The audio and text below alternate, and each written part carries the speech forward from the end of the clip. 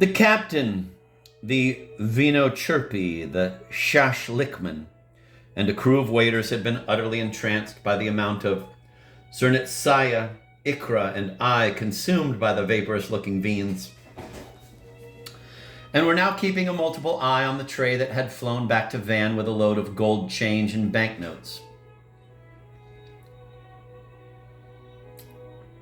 "Why?" asked Lucette, kissing Arter's cheek as they both rose, making swimming gestures behind their backs in search of the furs locked up in the vault or somewhere.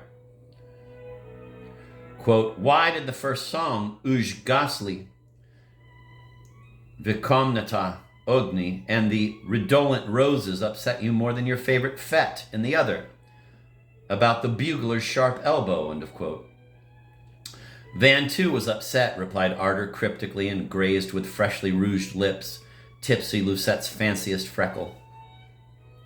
Detachedly, merely tactually, as if he had met those two slow-moving, hip-swaying graces only that night, Van, while steering them through a doorway to meet the chinchilla mantillas that were being rushed toward them by numerous new, eager, unfairly, inexplicably impecunious humans, placed one palm,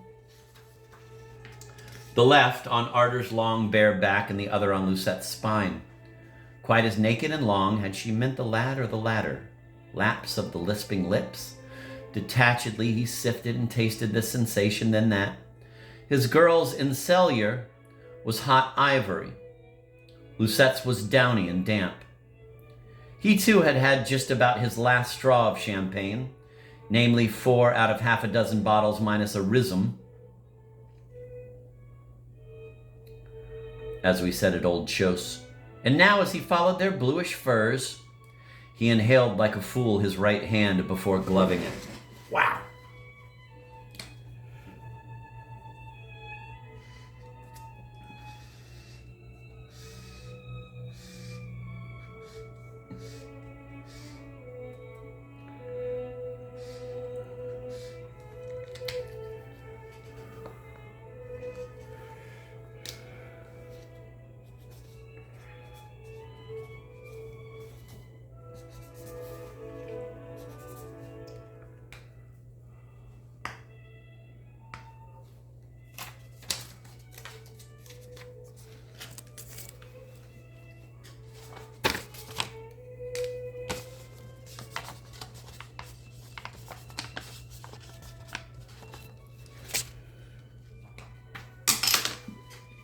"I say, Veen," whinnied a voice near him. There were lots of lechers around. "You don't rally need too, do you?" Van veered, ready to cuff the gross speaker, but it was only Flora. A frightful tease and admirable mimic. He tried to give her a banknote, but she fled, bracelets and breast stars flashing a fond farewell. As soon as Edmund, not Edmond, who for security reasons he knew Arter had been sent back to Kingston, brought them home, Arter puffed out her cheeks, making big eyes, and headed for Van's bathroom. Hers had been turned over to the tottering guest. Van, at a geographical point a shade nearer to the elder girl, stood and used in a sustained stream the amenities of a little vessie. Kennedy form of WC.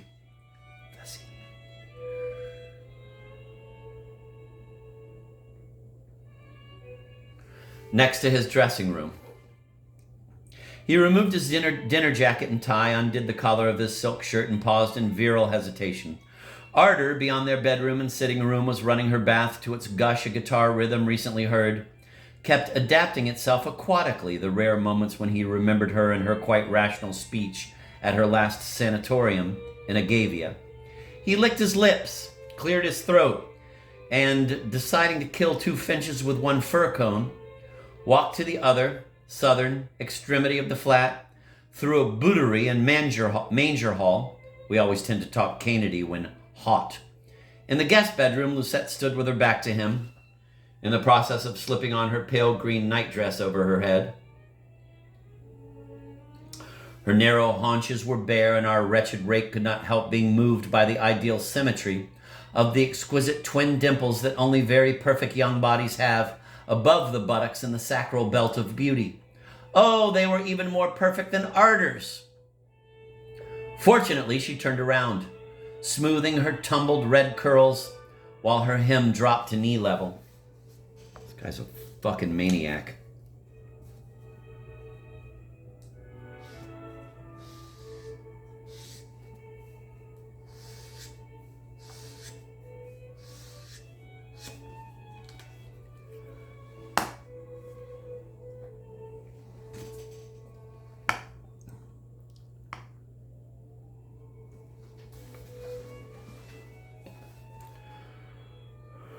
Fortunately, she turned around, smoothing her tumbled red curls while her hem dropped to knee level. "My dear," said Van, "do help me. She told me about her Valencian estanciero, but now the name escapes me and I hate bothering her." "Only she never told you," said loyal Lucette, "so nothing could escape." "Nope, I can't do that to your sweetheart and mine, because we know you could hit that keyhole with a pistol. Please, little vixen, I'll reward you with a very special kiss." "Oh, Van," she said over a deep sigh, "you promise you won't tell her I told you?" "I promise." "No, no, no," he went on, assuming a Russian accent, as she, with the abandon of mindless love, was about to press her abdomen to his. "Nikak's net. No lips, no philtrum, no nose tip, no swimming eye, little vixen's axilla. Just that, unless," drawing back in mock uncertainty, "you shaved there?" "I stink worse when I do," confided simple Lucette, and obediently bared one shoulder. "Arm up. Point at paradise. Terra! Venus!" commanded Van, and for a few synchronized heartbeats, fitted his working mouth to the hot, humid, perilous hollow.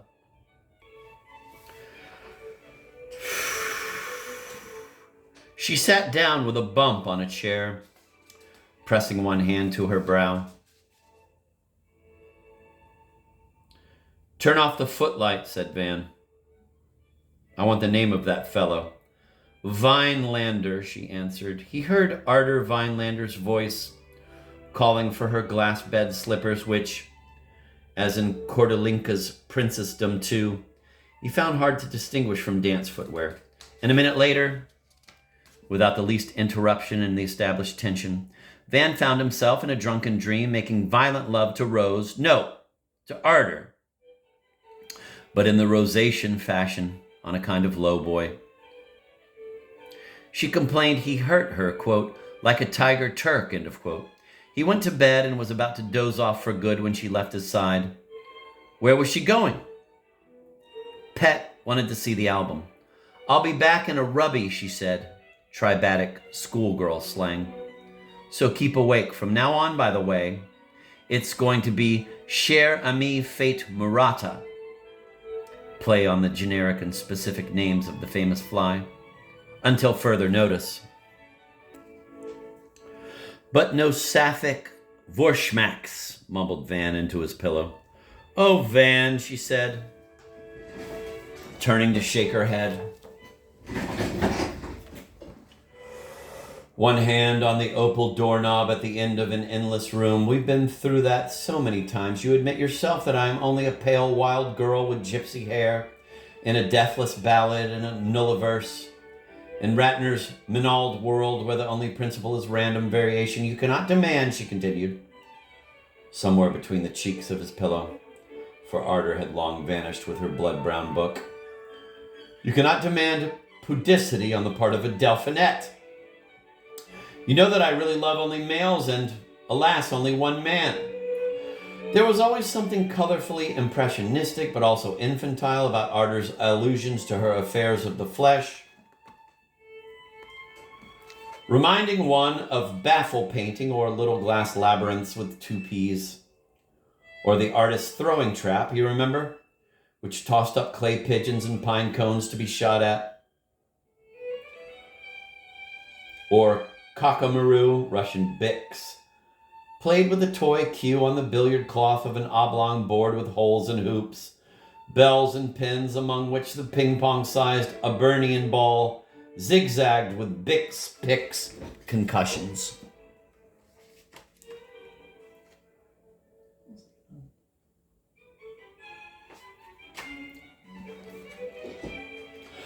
Tropes.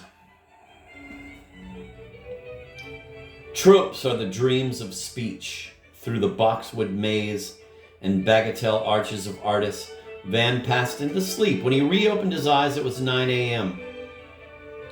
She lay curved away from him with nothing beyond the opened parenthesis, its contents not yet ready to be enclosed, and the beloved, beautiful, treacherous, blue-black bronze hair smelt of artists, but also of Lucette's eau de grace. Had she cabled him, canceled or postponed? Mrs. Viner, no. Vingolfer, no. Vinelander, first Ruski to taste the Labrusca grape. Mnesnitsa, Sapernik. Chastlivoy.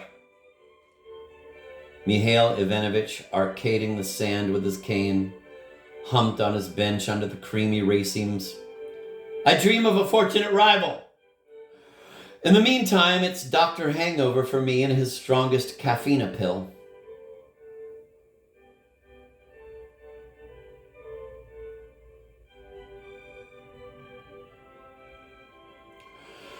Arder, being at 20 a long morning sleeper, his usual practice ever since their new life together had started was to shower before she awoke and, while shaving, ring from the bathroom for their breakfast to be brought by Valerio, who would roll in the laid table out of the lift into the sitting room next to their bedroom. But on this particular Sunday, not knowing what Lucette might like, he remembered her old craving for cocoa, and being anxious to have an engagement with Arder before the day began, even if it meant intruding upon her warm sleep, Van sped up his ablutions, robustly dried himself, powdered his groin, and without bothering to put anything on, re-entered the bedroom in full pride, only to find a tousled and sulky Lucette, still in her willow green nightie, sitting on the far edge of the concubital bed, while fat-nippled Arder, already wearing for ritual and fatidic reasons his river of diamonds, was inhaling her first smoke of the day and trying to make her little sister decide whether she would like to try the Monaco's pancakes with Potomac syrup, or perhaps their incomparable amber and ruby bacon. Upon seeing Van, who without a flinch in his imposing deportment proceeded to place a rightful knee on the near side of the tremendous bed Mississippi Rose had once brought there for progressive visual education purposes, her two small toffee brown sisters, and a doll almost their size but white, Lucette shrugged her shoulders and made as if to leave, but Arder's avid hand restrained her.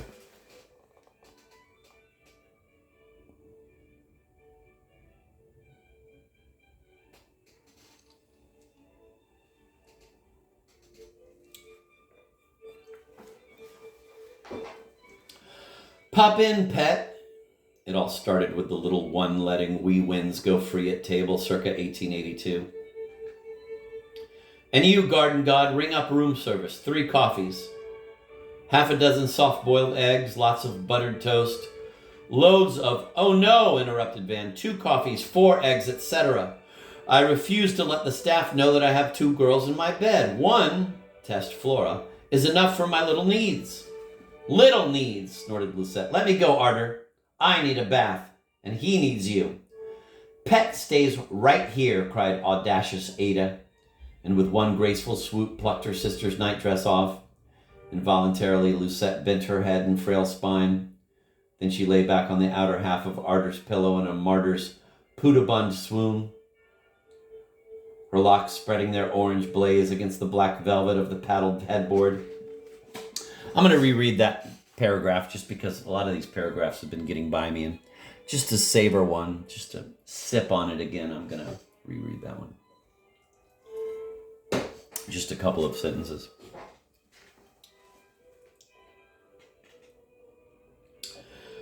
Pet stays right here, cried audacious Arder, and with one graceful swoop plucked her sister's nightdress off. Involuntarily, Lucette bent her head and frail spine. Then she lay back on the outer half of Arder's pillow in a martyred pudibund swoon, her locks spreading their orange blaze against the black velvet of the padded headboard. Unbelievable.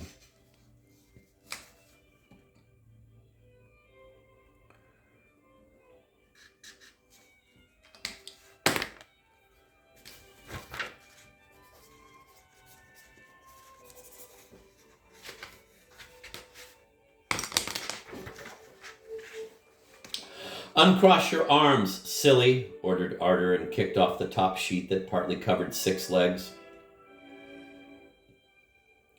Simultaneously, without turning her head, she slapped furtive Van away from her rear, and with her other hand made magic passes over the small but very pretty breasts, gemmed with sweat, and along the flat, palpitating belly of a seasoned sea-sand nymph. Down to the firebird seen by Van once, fully fledged now, and as fascinating in its own way as his favorite's blue raven, Enchantress Acracia. What we have now is not so much a Casanovanic situation. That double Wincher had a definitely monochromatic pencil in keeping with the memoirs of his dingy era, as a much earlier canvas of the Venetian, sensu largo, school reproduced in, quote, forbidden masterpieces, end of quote, expertly enough to stand the scrutiny of a Bordel's vue d'ossu. Thus, seen from above, as if reflected in the seal mirror that Eric had naively thought up in his Cyprian dreams. Actually, all is shadow up there, for the blinds are still drawn, shutting out the gray morning.